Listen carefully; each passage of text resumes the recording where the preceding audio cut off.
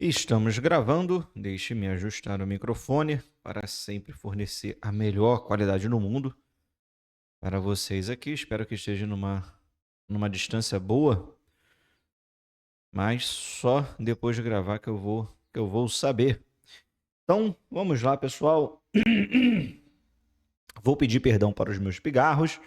Infelizmente, esse tempo aqui no sul é uma loucura. Num dia faz 30 graus, no outro faz 6, né? Então, né, a gente acaba que a saúde nossa não aguenta, né?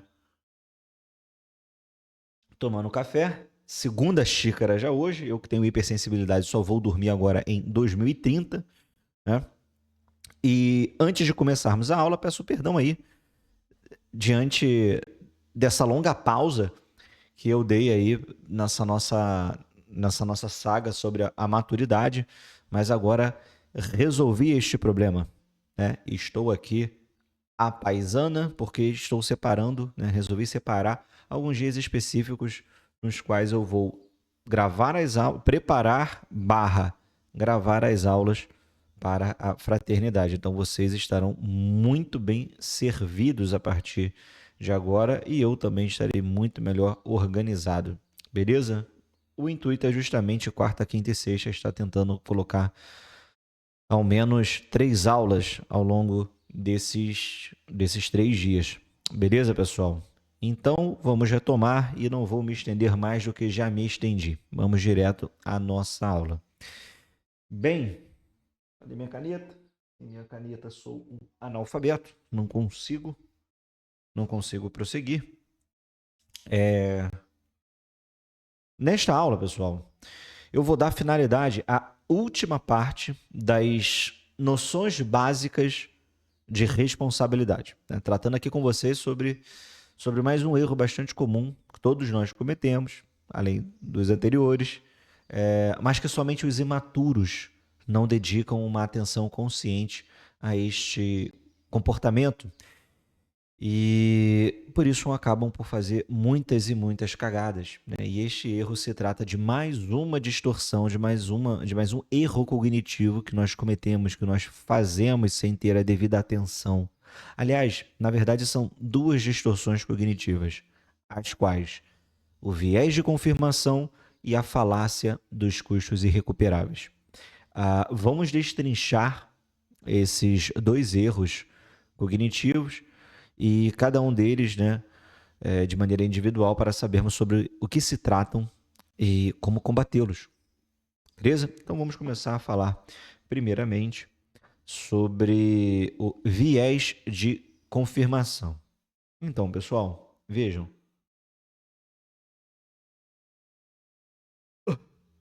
o viés de confirmação, ele se trata justamente de um comportamento habitual do nosso cérebro em buscar informações que corroborem, eita, que corroborem com aquilo que acreditamos ser certo, ou seja, com as nossas crenças já definidas.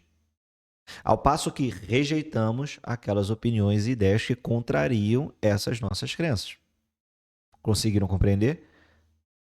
Então vejam, o viés de confirmação é o hábito, a condição de nós buscarmos informações que confirmam aquilo que nós já acreditamos, previamente acreditamos, e de rechaçar tudo aquilo que ou contesta, mostrando algo diferente daquilo, ou apenas discorda. Tá entendendo? Então, o que quero dizer com essa breve definição, pessoal, é que quando nós ouvimos alguém falar algo com que concordamos e acreditamos, nós, sem muito esforço e naturalmente sem muita atenção, nós já acatamos e acreditamos de primeira, sem muitas contestações, sem muita mentalização. Tá entendendo? Tipo quando alguém diz assim, pô, o Neymar foi o maior desperdício de talento nunca antes visto na história do futebol. E você já concorda automaticamente, porque já é algo em que você acreditava anteriormente. Aí, diante de uma situação como essa, é comum você soltar assim, cara, esse maluco é genial. Esse cara aí é muito inteligente. Ó, não tem ninguém igual a ele, é muito bom. Mas você tá sendo objetivo ou tá sendo subjetivo? É algo que você já pensava, que você acredita, te desperta uma certa satisfação, então você já corrobora logo de primeira.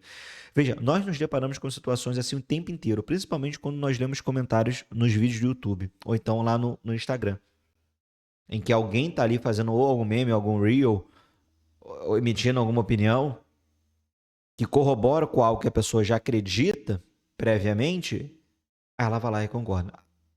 Beleza? Ficou claro isso daí, pessoal? Só que o oposto também ocorre.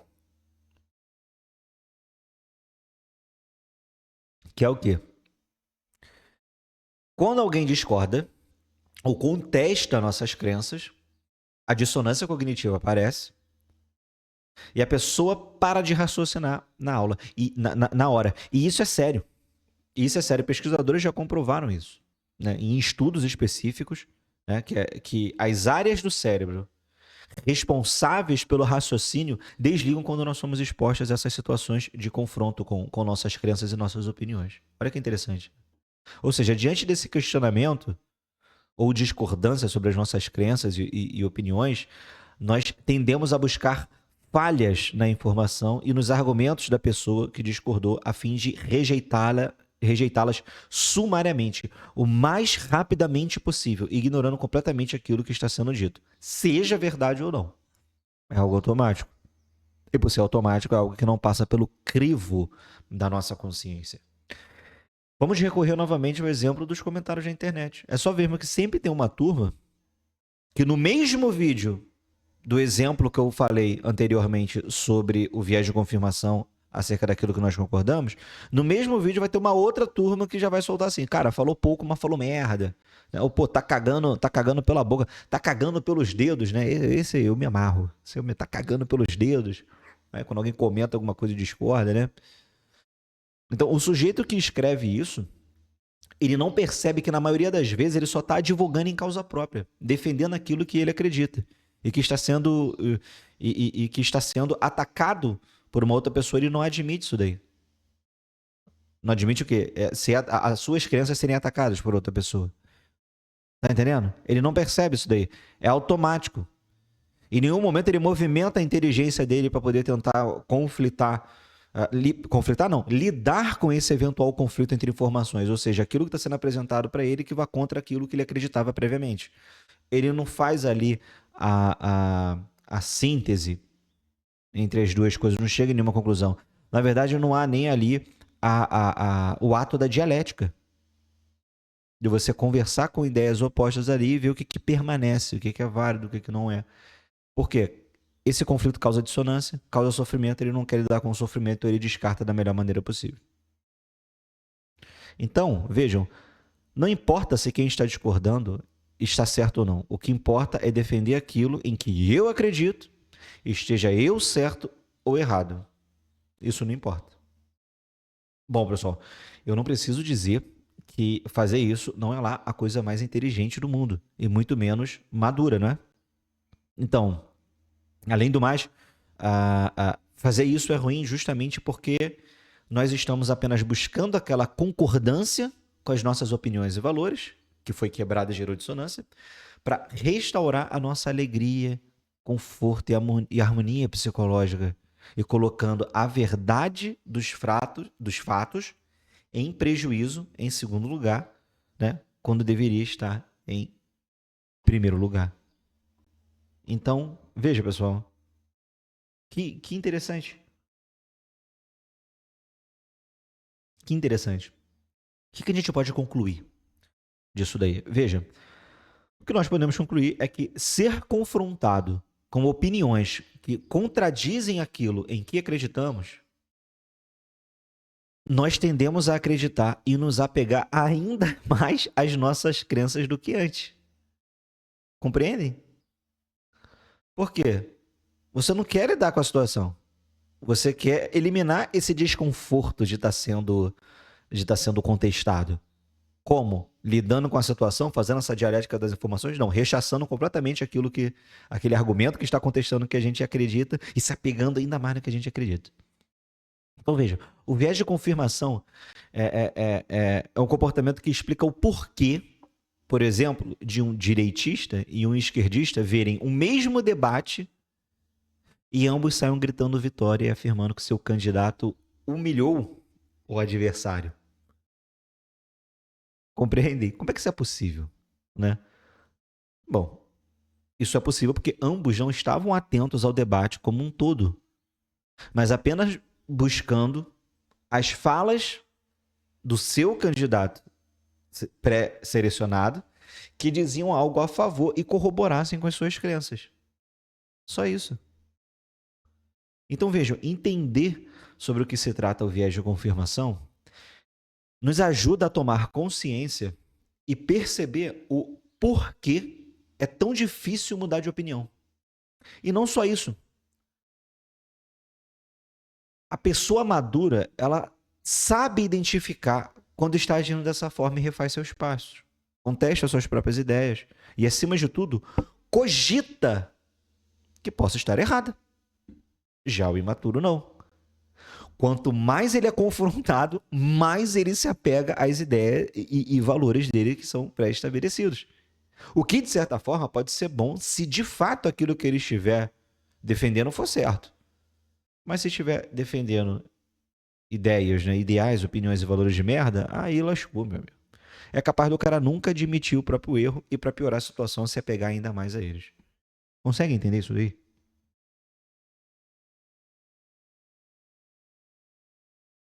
Vejam, entender isso deixa claro, né, o motivo pelo qual eu peço para vocês não ficarem entrando em discussão boba, bate-boca de internet, ou bate-boca familiar, que não tem o mesmo conhecimento do que vocês. Vejam, não quero que vocês ajam com arrogância, humilhando as outras pessoas que não sabem aquilo que vocês sabem. Não, a responsabilidade é de vocês. Vocês sabem mais do que eles. E a dureza. Se vocês ainda não estão entendendo que ser maduro, ser adulto, ser responsável é justamente sofrer, você arcar com as suas responsabilidades, muitas vezes as dos outros, você ser responsável por aquilo que você faz, na justa medida da sua responsabilidade, bom, então vocês não estão prestando atenção. E agora, sabendo disso, vocês sabem ainda mais. Vocês estão entendendo? Vocês não vão mais fazer parte do bicho brasileiro, que é aquele que sabe de tudo e que nunca tá errado. Vejam, porra, vocês alguma vez, no meio já viram, assim, no meio de uma discussão pública, alguém levantar a bandeira branca pode dizer assim, pô, cara, tava errado. Aí, isso aí que tu falou que tá certo. Eu achava que era completamente diferente, cara. Não, eu tô errado, pô, desculpa. Né? Na verdade, eu vou fazer o seguinte: eu vou chamar minha família toda, vou convocar todas as pessoas pelas quais eu defendi publicamente essas minhas ideias, essas minhas ações, e vou pedir, vou fazer aqui, né, um meia-culpa e admitir. Cara, ninguém faz isso. Ninguém faz isso. E começa desde cima. Político, pelo menos numa ordem executiva, político não faz isso. Né? Você não vê jornalista indo para tô dando exemplos horríveis, né? Mas essa é a verdade. São as figuras públicas hoje em dia que acabam, querendo ou não, influenciam e moldam aí a nossa cultura, né? Justamente porque são vistas e, por serem vistas, acabam sendo copiadas. Ninguém faz isso. Por quê? Porque nós estamos no meio de cínicos e imaturos. Compreendem isso, pessoal. Mas com a gente vai ser diferente. Com a gente vai ser diferente. Então vamos adiante, pessoal. Perdão pelas fungadas aí. O próximo erro cognitivo, sobre o qual ficamos de falar aqui, trata-se da mentira, da falácia dos custos irrecuperáveis. Erro este que me faz arrepiar os meus cabelos dos peitos, dos cabelos dos peitos. E que consiste justamente no fato de que quanto mais investimos em algo, mais temos medo de perder esse investimento e, portanto, continuamos investindo, mesmo quando percebemos que está tudo dando errado.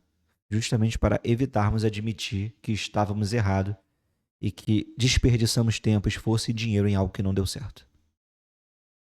Esse erro aqui é o que eu mais vejo em clínica.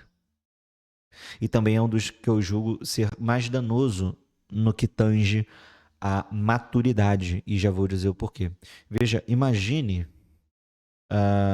um estudante de direito, né, que no início do último ano dele na faculdade, ele começou a perceber que não é isso com que quer trabalhar. E que, na verdade, nunca lidou bem com as disciplinas, não leva jeito, sente um extremo desconforto com o ofício, da área em específico, etc. Então, ele, enfim, ele sente que investiu muito tempo, dinheiro, material, esforço, noite mal dormida, estágios, ou seja, ele investiu muito para simplesmente largar o curso agora na reta final. Aí ele não larga. Normalmente não é isso que acontece? Ou a mulher que tá lá 10 anos namorando um rapaz, 10 anos de noivado. Né? Esses dois exemplos aí são exemplos que eu conheço. Né? 10 anos de noivado com o cara. Namorando um rapaz que simplesmente não quer nada com nada. E ela começa a perceber, cara, esse não é o cara certo. E fica com aquela sensação de que não quer ter que desenvolver uma nova relação com outra pessoa, que foram 10 anos da vida e da sua juventude, pra mulher isso pesa bastante, investidos em um relacionamento pra terminar assim. Aí vem aquele sentimento de que desperdiçou uma fucking década da sua vida e não arrumou nada. Outro exemplo. Exemplo sempre é bom, né? Exemplo sempre é bom. Ele dá forma ao conceito da coisa sobre a qual nós estamos tratando. Pega lá o cara que defendeu um partido político ou um político que caiu num grande esquema de corrupção e que foi noticiado no país todo, virou escândalo no mundo todo, o cara foi sentenciado à prisão, né? Enfim. Aí fica dissonância cognitiva. Aí fica aquele sentimento de que defendeu o cara errado, que dedicou toda a sua vida a uma causa nada nobre. Muito pelo contrário, defendeu e corroborou com bandidos sem caráter e tudo mais. O que todos esses exemplos têm em comum? Todos esses sujeitos vão elaborar para si mesmos justificativas aparentemente razoáveis para continuar seguindo o mesmo caminho, fazendo as mesmas coisas, defendendo os mesmos valores e aderindo aos mesmos comportamentos com um ar de segurança. Mas uma segurança aparente, já que no fundo eles verdadeiramente têm um enorme medo de perder todo o seu investimento de anos de dedicação e exposição em algo que se demonstrou errado, que não valeu a pena. Bem, pessoal, eu creio que tenha ficado claro o fato de que este comportamento é um grande exemplo de fraqueza e imaturidade, comum aos adolescentes e que só piora a situação do sujeito.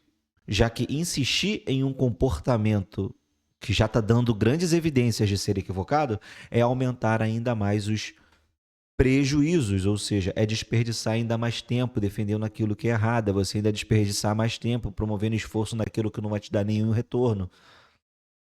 Sem contar os prejuízos emocionais e psicológicos, esses para mim são os principais. Mas o imaturo, o que ele faz? Ele se apega. Ele se apega em um futuro abstrato e hipotético, em que tudo vai valer a pena e ele terá uma redenção acachapante. Ou seja, ele ignora os fatos da realidade como se apresentam para eles, e portanto verdadeiros, e se apega ao ideal, a um futuro hipotético.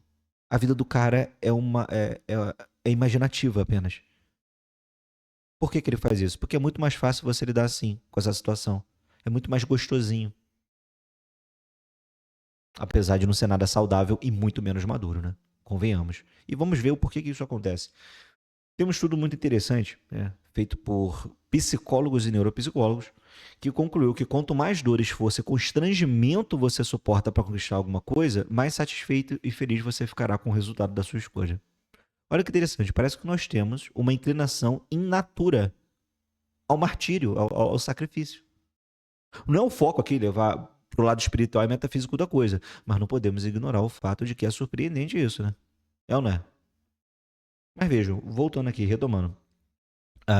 O que a pesquisa ela conclui é que a nossa mente ela tende a não acreditar que nós passamos por todo um turbilhão de sofrimentos sem um sentido maior, positivo. Ou seja, a nossa mente tende a não aceitar que o nosso sofrimento pode ter sido em vão.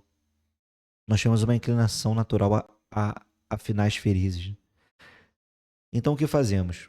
como uma espécie de mecanismo de defesa e autopreservação psicológica, né?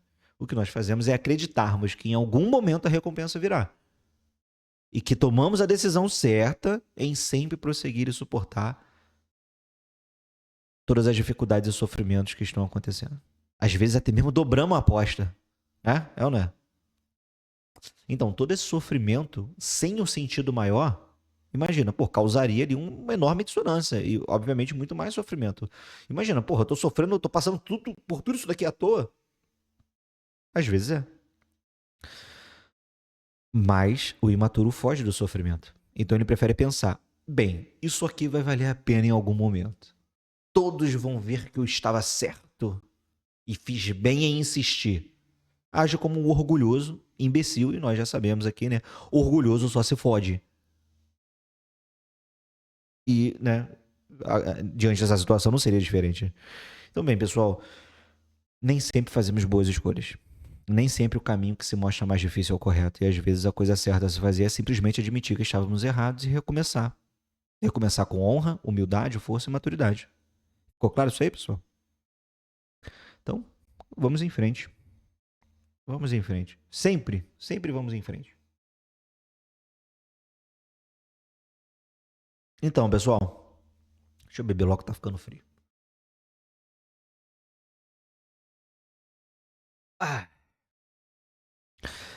Para finalizar esta aula, eu gostaria de deixar uma coisa clara aqui para vocês. É uma espécie de asepsia. Quero deixar uma coisa clara, límpida, cristalina. Nem tudo que o nosso cérebro diz é falso. Que isso fique bem claro. Né? A gente passou aí as últimas aulas falando tanto sobre erros cognitivos que o nosso cérebro causa em nós mesmos e sobre como devemos ter consciência desses erros e combatê-los para sermos adultos verdadeiramente maduros, que eu fico com receio de ter deixado vocês bitolados. Né? Vejam, esses erros são processos naturais do nosso cérebro, que acabam virando, nas mãos erradas, né, armas autojustificativas, por exemplo, aí na mão do imaturo, para que justamente ele possa preservar a sua autoimagem e que cria inúmeros pontos cegos, né, em sua consciência, impedindo que ele tenha um conhecimento minimamente preciso acerca de sua responsabilidade, acerca do que acontece com ele mesmo, acerca do que é ou não culpa dele, compreendem? Então, veja, eu creio que vocês, inúmeras vezes ao longo dessas últimas aulas, podem ter se reconhecido através dos exemplos que eu trouxe até aqui. Isso foi proposital. Né? E que também, né, diante desses exemplos, podem ter ficado meio que desesperado, pensando, meu Deus, eu faço isso o tempo inteiro, porra, não há esperança para mim, né, tudo mais, eu sou horrível, eu sou um imaturo. Pessoal, tá, beleza, mas vamos com calma. Vamos com calma. Esses erros cognitivos, essas autojustificações, de fato distorcem os fatos e a realidade de como as coisas aconteceram. E de fato nós fazemos isso o tempo inteiro. Mas eles próprios não superam a realidade das coisas como um todo.